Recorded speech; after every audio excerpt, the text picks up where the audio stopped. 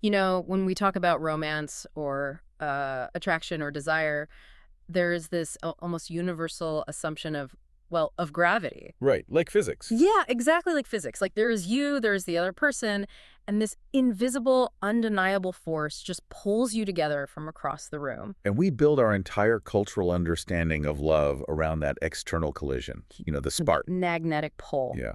You are just walking through life, minding your own business, and suddenly you are caught in someone else's orbit.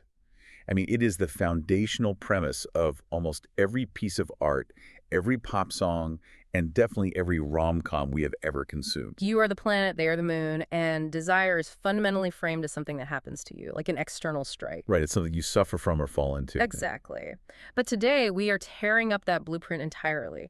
We are diving into a completely different framework today, drawing from some incredibly provocative source texts on monadic sexuality and the internal origin of desire. And these texts suggest that the force we're talking about isn't between you and them at all. Which is a staggering inversion. If you take these concepts seriously, it shifts the entire experience of longing from looking out a window to basically looking into a mirror. It really demands a total reevaluation of where your power actually lives. Yeah. Because we are so accustomed to outsourcing our sense of aliveness to other people. Oh, 100%. We wait for someone to walk into the room and turn the lights on for us. Exactly. So if you are the kind of learner who loves a complete paradigm shift, an absolute upending of a concept that you probably take for granted every single day, you are going to love the places we are going in this deep dive. It's going to be a fun one. Our mission here is to completely reframe how you understand romance and sexuality. Instead of seeing these as forces that strike you from the outside, we are going to explore the radical idea that they are actually profound encounters with your own internal architecture. Which is such a massive shift in perspective. Okay, let's unpack this. Starting with this wild, slightly intimidating word from the research, monadic sexuality. Yeah, it's a mouthful. But the root word here unlocks the whole philosophy. A monad it's a concept from classical philosophy. Basically, it refers to a self-contained unit of being. Like it's complete in itself. Right. It does not depend on external composition or, external input to have its identity or its capacity. Yeah. It is already whole. Applying that to romance feels incredibly counterintuitive at first glance, though. Yeah. Because romance feels like the least self-contained thing ever. It inherently involves another person. Right. But this framework argues that experiencing desire is fundamentally a relationship with yourself. I was chewing on this idea, and the best way I can picture it is imagine an exquisitely crafted vintage acoustic guitar. Okay, a finely tuned instrument with decades of resonance built into the wood. Exactly, just sitting there on a stand. And when a master musician walks into the room, picks up that guitar and plays a gorgeous, heart-wrenching chord, what do we instinctively do? We praise the musician. We say, wow, look at what they did. Listen to the beautiful music they made. But this monadic perspective argues that we should actually be marveling at the guitar. The rich tone, the complex resonance, the literal capacity to make that specific earth-shattering sound, all of that was already sitting silently inside the instrument. That's a great way to look at it, because the musician didn't insert the music into the wood. The capacity for the melody was entirely native to the instrument. The music didn't come from the outside. The other person just created the conditions for those specific strings to vibrate. The capacity for the music was entirely yours. Think about how dramatically that departs from the standard narrative we are all taught. I mean, the default story says the other person has magical qualities. Those qualities affect you, and you are merely reacting to them. Like the music comes from them. Right, but the monadic view says that account is fundamentally incomplete. The place inside you that opened up, that softened, that felt so intensely alive that architecture was already there. They simply walked into a room you had already built. Which explains a phenomenon that is so incredibly universal, yet usually makes people feel a little bit crazy. Oh, I know where you're going with this. Right. Have you ever grieved a relationship that was actually incredibly brief? A dynamic where the timeline absolutely does not match the devastation. Yes. A 2-month fling ends, and you are completely hollowed out, like disproportionately ruined. Your friends are looking at you saying, you barely knew them, you only went on 6 dates, but you feel like a vital organ has been removed. The research we are looking at pinpoints this exact psychological phenomenon, and it explains the mechanics of why it hurts so much. When you are grieving that brief encounter, You aren't actually grieving the loss of that specific person. Because, like your friends pointed out, you barely knew them. Exactly. You're grieving the version of yourself that was awake in their presence. You are mourning the music the guitar was making. You are staring at a silent instrument, desperately missing the sound it was producing just a week ago. Yet you are mourning the part of you that felt that specific, undeniable quality of aliveness. It is a loss of self-access. Oh, loss of self-access. That is a heavy way to put it. It is. Suddenly the person who's plucking those strings is gone, and you don't know how to reach in and vibrate those strings yourself. But what's fascinating here is that this framework isn't about narcissism. It is not reducing love to an ego trip. It's not saying you're just sitting in a room totally in love with your own reflection, ignoring the human being in front of you. Far from it. It is not a dismissal of the other person's value or reality. It is about recognizing that your desire is functioning as a revelation. It is showing you the sheer magnitude of what you already are. It is simply revealing your own depth back to you. Wait, I have to push back on that because inhabiting the mindset of a skeptic for a second, Sure, go for it. if the experience of love is entirely interior, and I am technically the only one having my experience of it, doesn't that render my partner irrelevant? Aren't I just using them as a prop for my own self-actualization? That is the most natural skepticism anyone would have upon hearing this. But the philosophy firmly refutes the idea of the partner as a prop. Okay. The object of your love is absolutely real. They are irreducibly themselves. You aren't hallucinating them or using them as an empty vessel. They're still the musician plucking the strings, bringing their own unique rhythm and style to the encounter. Right, and their unique presence is what activates something native to you. There's a beautiful phrase used in these texts. The self is capable of being undone by beauty. Wow. Undone by beauty. The self is the field where all that longing and tenderness actually moves. The other person is the catalyst, the spark, the sheer beauty that undoes you. But the landscape being fundamentally altered and expanded is your own interiority. And to illustrate how this relational architecture actually functions, the research points to a very specific dynamic, which is romance between two women. Yeah, the argument is that within the framework of a romance between two women, this monadic quality, this internal mirroring, often becomes highly structurally visible. Not because that specific dynamic is somehow inherently more spiritual or morally evolved, but because of what is missing from the room. Exactly. The traditional, culturally ingrained scripts are suddenly stripped away. Like in traditional heterosexual scripts, society implements a heavy default casting system that operates almost automatically. Culturally, we assign one person the role of the desiring subject, and the other the role of the desired object, the one who acts and the one who's acted upon, the conqueror and the prize. The looker and the looked at. Right. And when you remove that default casting from the equation, what remains is something far more symmetrical. You are left with two people, each meeting themselves in the presence of the other. The text calls it the erotic as mutual self-recognition. Yes. There is no presumed consumer and consumed. There are just two parallel interiorities expanding at the same time. But the research is also incredibly clear, and I want to emphasize this for you listening, that this interior reality is true across all relationship configurations. Absolutely all of them. Regardless of your gender, your orientation, or the scripts you've been handed, love is always arising in you, belonging to you, and telling you about you.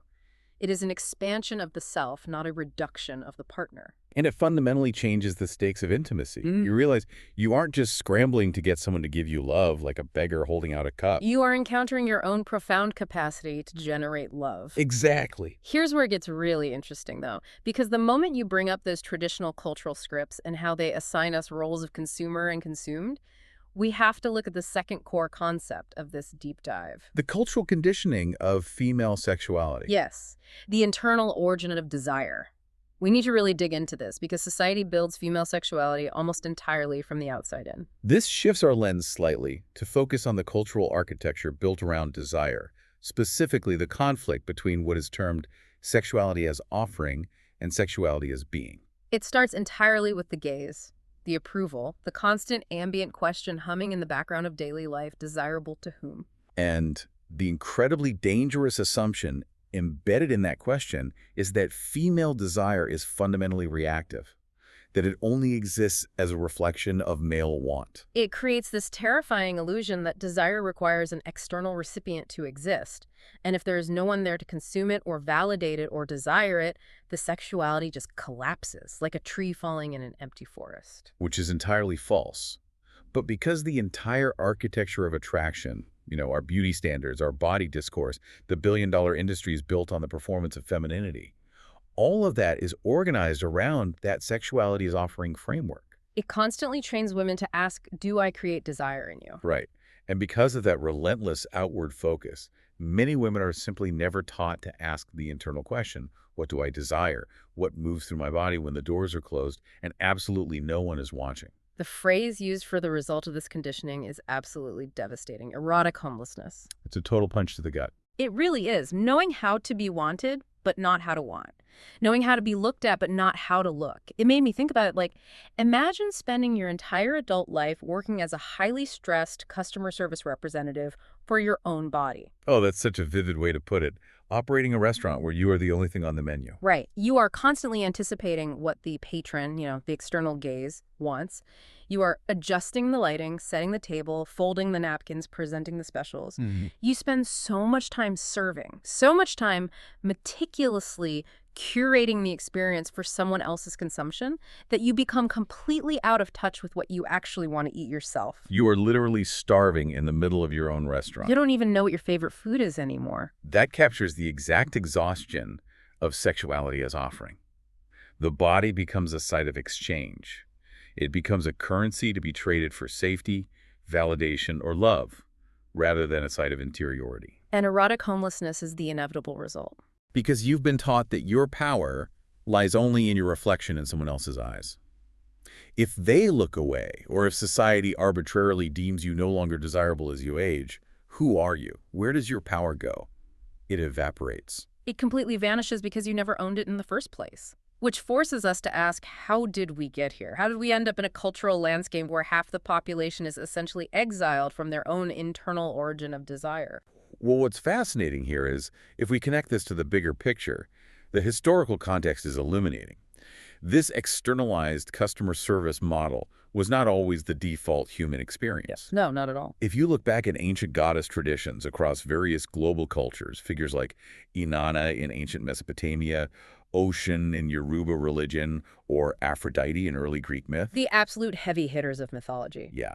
These figures represented women as erotic powers unto themselves. They were their own weather systems. Their desire was not contingent on anything external. Right.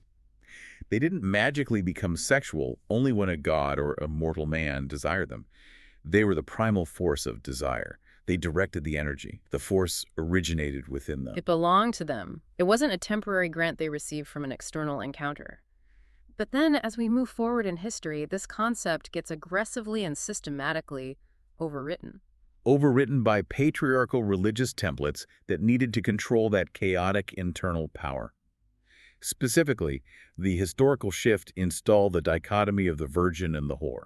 Which, when you look at it through the lens of sexuality as offering, are actually just two sides of the exact same coin. Exactly, because both of those archetypes are entirely defined by the relationship to male need. Think about the mechanics of it. The virgin is defined exclusively by withholding from male need. And the whore is defined exclusively by offering to it. Right. Neither archetype allows for a woman whose sexuality simply is independent of what anyone else needs to extract from it. They are both just different survival strategies for existing under the gaze. One strategy is locking the doors of the restaurant. The other is leaving them wide open. But neither strategy allows you to just sit at the table and eat your own meal. It erased the concept of the internal origin completely. Yeah. It tethered female identity entirely to reflection, which is, honestly, a brilliant method of societal control. Oh, absolutely. Because if you separate people from their internal origin of power, they become much easier to manage, much easier to sell insecurities to, and much easier to slot into neat, subservient societal roles. So practically speaking, how do we break the conditioning? What does reclaiming this internal origin actually look like in a modern context? The research uses the provocative phrase, sexuality without a man. Right. And I can hear a listener right now asking, wait, is this just a really intellectual, philosophical pitch for strict celibacy? This raises an important question, and the framework is very careful to clarify this point. No, it is not a mandate for celibacy. And it is not about actively rejecting men or banishing male partners from your life. It is about untangling the origin story. It is a fundamental internal reorganization of origin. Reclaiming this means refusing to let the presence or absence of a partner determine whether you are a sexual, vibrant being at all. It means your aliveness does not pack up and leave the room just because you are single. Exactly. It is taking the acoustic guitar off the stand, holding it in your own hands, and realizing you don't need to wait for a master musician to walk in. You can pluck the strings yourself. In practice, this might look like taking an extended stretch of intentional aloneness. Not as a punishment and not because you are working on yourself to be a better partner for the next person, but as an excavation. Yeah, an excavation. Hmm. It is time used to discover what genuinely brings you pleasure when you strip away every single thing you have been conditioned to perform. It is about learning to finally stop auditioning, quitting that exhausting customer service job at the restaurant. Because when you stop curating the menu for the external gaze, and you don't need the mirror of someone else's desire to validate your existence, you become a completely different kind of presence in the world. You move differently. You want differently. The erotic becomes a wellspring, a source, rather than just a reaction to a stimulus. The shift from performance to pure being is described as a quiet revolution. It completely restructures your self-concept. You realize the magnetic force you were always looking for in a crowded room was yours all along. Precisely. So, what does this all mean? We have covered massive philosophical ground today, from monadic structures to acoustic guitars, from the exhausting performance of erotic homelessness to the untethered power of ancient goddesses. Again. It is, but bringing it right back to you, sitting in your car or walking your dog, listening to this deep dive right now, whether you are deeply embedded in a 20-year marriage, whether you are navigating the messy, hollowed-out grief of a fresh breakup, or whether you are intentionally spending an extended season completely alone. These frameworks offer a profound, life-altering reminder. Yes. Your capacity for profound intimacy, for electrifying aliveness, for deep, earth-shaking desire, it belongs exclusively to you. We hear the term self-love thrown around constantly in culture, usually heavily marketed as expensive bubble baths, spa days, and daily mirror affirmations. But this exploration argues that true self-love is infinitely more radical than that. It really is. It is recognizing the sheer, terrifying magnitude of the emotional and erotic capacity that already lives inside your own skin. You are the through line of every single love you have ever felt. The beauty didn't parachute in from the outside. It was a breathtaking encounter with your own depths. And to leave you with one final thought to mull over, if it is true that every time you have ever been deeply moved or passionately in love or profoundly inspired, you are actually just being introduced to a newly discovered dimension of your own interiority. What other locked rooms of capacity, beauty, and aliveness are currently sitting quietly inside of you right now, fully intact, simply waiting for the right conditions to finally swing open?